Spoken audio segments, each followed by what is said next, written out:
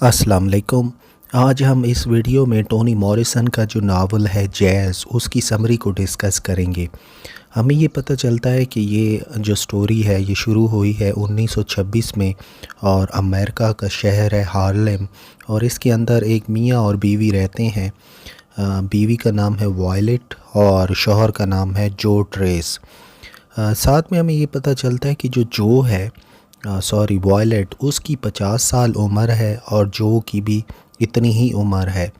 जो है वो एक ऐसा करैक्टर है जिसको अपनी माँ के बारे में नहीं पता कि उसको किसने जन्म दिया था और सारी ज़िंदगी ये अपनी माँ को ढूंढने में ही गुजार देता है।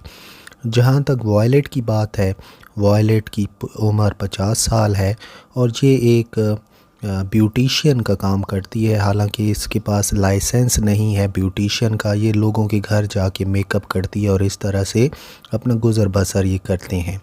एक दिन जो जाता है एक क्लाइंट के घर कॉस्मेटिक्स देने के लिए और वहाँ पर उसकी मुलाकात हो जाती है एक डॉर्कस नाम की लड़की के साथ। ये डॉर्कस 17 साल की लड़की है और इसी के साथ इनका अफेयर जो है ये शुरू हो जाता है। लेकिन बहुत जल्द डॉर्कस तंग आ जाती है। जो से ज़ाहिर है उम्र का बहुत ज़्यादा गैप था। जो 50 साल की उम्र तक का आदमी था और डॉर्कस 17 साल की लड़की थी। डॉर्कस बहुत जल्दी बोर हो जाती है जो से और फिर क्या होता है कि वो अपने उम्र के लड़कों के साथ घूमना शुरू हो जाती है और जो बड़ा जेलस हो जाता है। एक दिन उस डॉर्कस एक एक्टर नाम के आदमी के लड़के के साथ दोस्ती बना लेती है। जो को पता चलता है कि वो डॉर्कस एक्टन के साथ एक महफिल में गई है और वहाँ पर डांस कर रहे हैं ये दोनों। जो वहाँ पर पहुँच जाता है एक गोली चलाता है, फायर करता है और वो गोली जाके डॉर्कस के कंधे में जा लगती है। बहुत ज़्यादा खून बहने लग जाता है लेकिन डॉर्कस मना कर देती है कि पुलिस को भी मत बुलाएं और ना ही एम्बुलेंस को बुलाएं। वहाँ पर डॉर्कस की मौत वाक़ई हो जाती है। मौत के बाद जो बीवी है वॉयलेट वो जाती है हाथ में चाकू लेकर और जो डेड बॉडी पड़ी होती है डॉर्कस उसके चेहरे को कट कर देती है, उसके चेहरे को बिगाड़ देती है। दोनों जो हैं वो बहुत ज़्यादा शर्मिंदा हैं अपने इस काम की वजह से। वॉयलेट कुछ दिनों के बाद जब उसको होश आता है वो जाती है डॉर्कस के फैमिली बैकग्राउंड के बारे में जानने के लिए। उसे पता चलता है कि ये एक मेलवॉन घर था। मेलवॉन एक करैक्टर है, उसके घर के अंदर उसका शौहर जो और डॉर्कस आपस में मिलते थे। बाद में डॉर्कस की आंटी के साथ वॉयलेट की मुलाकात होती है। वो आंटी उसको फ़ोटो देती है, फ़ोटो फ्रेम करा के वॉयलेट अपने घर में रख देती है और शाम के टाइम ये दोनों उस फ़ोटोज़ को विज़िट करते हैं। वॉयलेट को शर्म है जो इसने काम किया है डॉर्कस की डेड बॉडी के साथ, इस बात से शर्मिंदा हो कि वो विज़िट करती है फ़ोटो का और जो फ़ोटो का विज़िट करता है क्योंकि वो यादें अपनी दिमाग में लाने की कोशिश कर रहा होता है जो उसने हसीन वक्त गुजारा है डॉर्कस के साथ।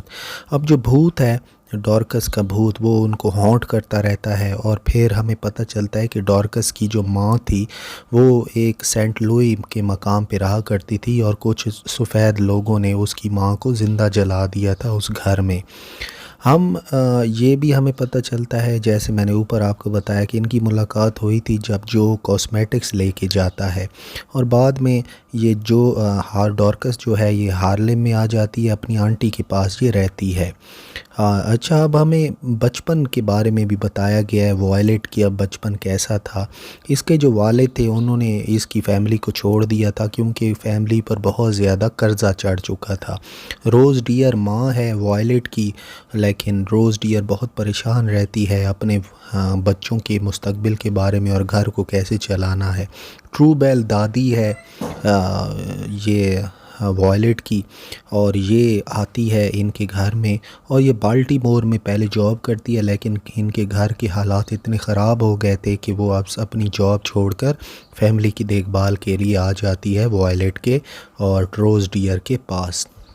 अब यहाँ पर एक और बात भी आपने याद रखनी है कि रोज़ डियर जो कि माँ है वॉयलेट की, जब उसको अंदाज़ा होता है कि अब मेरी फैमिली कुछ स्टेबल हो गई है, कुछ अब अपना गुजारा कर सकती है, तो ये क्या करती है कि ये साथ वाले दरिया में जाकर छलांग लगा देती है और सुसाइड कर लेती है, अपनी जान को गंवा देती है। यानी बहुत ही आप ये समझ लें कि एक बुज़दिलों वाला काम किया। जब उसने ये देखा ना कि मेरी अब फैमिली कुछ सेटल हो गई है, मैं मज़ीद अपनी फैमिली का बोझ नहीं उठा सकती, तो उसने जाकर ख़ुदकुशी कर ली। अब जो ट्रू बेल है, जो कि ट्रू बेल अब वायलेट को मशवरा कर देती है कि आप ऐसा करें, वर्जीनिया चली जाएं, क्योंकि वहाँ पर कॉटन की हार्वेस्टिंग हो रही है, कॉटन की फसल बहुत ज़्यादा वहाँ पर अच्छी हुई है और वहाँ पर लेबर्स मज़दूरों की बहुत ज़्यादा ज़रूरत है। आप वहाँ चली जाएं और वहाँ पर आप काफ़ी अच्छा अपनी इनकम जो है वो कमा सकेंगी। अब जब वायलेट जाती है वर्जीनिया, तो वहाँ पर इसकी मुलाकात होती है जो के साथ। ये एक दरख्त के नीचे मिलते हैं, बाद में इनकी बाल्टीमोर में शादी हो जाती है और ये सेटल हो जाते हैं न्यूयॉर्क के अंदर। अब हमें जो के बचपन के बारे में भी पता चला है। जो पैदा हुआ था 1873 में और इसको बड़ा किया है रोडा और फ्रैंक विलियम नाम के करेक्टर्स ने। मतलब ये एक फ़ैमिली थी जिसने इसको बड़ा किया है। और जब भी जो अपने वालिदैन के बारे में पूछता है तो रोडा उसे कहती है कि वो गायब हो गए थे और उनका कोई ट्रेस भी हमारे पास नहीं है, दे डिसअपीयर विदाउट ट्रेस। तो यही ट्रेस से ही इसने अपना नाम जो ट्रेस रख लिया। यही वजह है कि इसने अपना नाम जो ट्रेस रख लिया। अब उस इलाके में जो एक वेस्पर काउंट्री में एक बड़ा ही बेहतरीन सा आदमी होता है, उसको ये पुकारता है हंटर्स हंटर। ये एक ख़ास नाम देता है जो के मुताबिक ये हंटर्स हंटर एक बड़ा ही बेहतरीन किस्म का आदमी है और काफ़ी फ़िज़िकल ये पर्सन है। अब ट्रू बेल अपनी एक कहानी, हमें ट्रू बेल की भी एक कहानी पता चलती है। ये हमें पता चलता है कि ये एक नौकरानी थी, वेरा ग्रे, एक एरिस्टोक्रेट औरत थी, उसके घर में ये काम किया करती थी। और इसी वेरा ग्रे का अपने एक मुलाजिम यानी एक ब्लैक सर्वेंट था, उसके साथ इसका अफेयर था। और अफेयर इतना ज़्यादा बढ़ गया कि दोनों के हाँ एक बच्चे की पैदाइश हुई। उस बच्चे का नाम रखा गया गोल्डन ग्रे। गोल्डन ग्रे उसको इसलिए कहा जाता था क्योंकि उसके गोल्डन हेयर थे।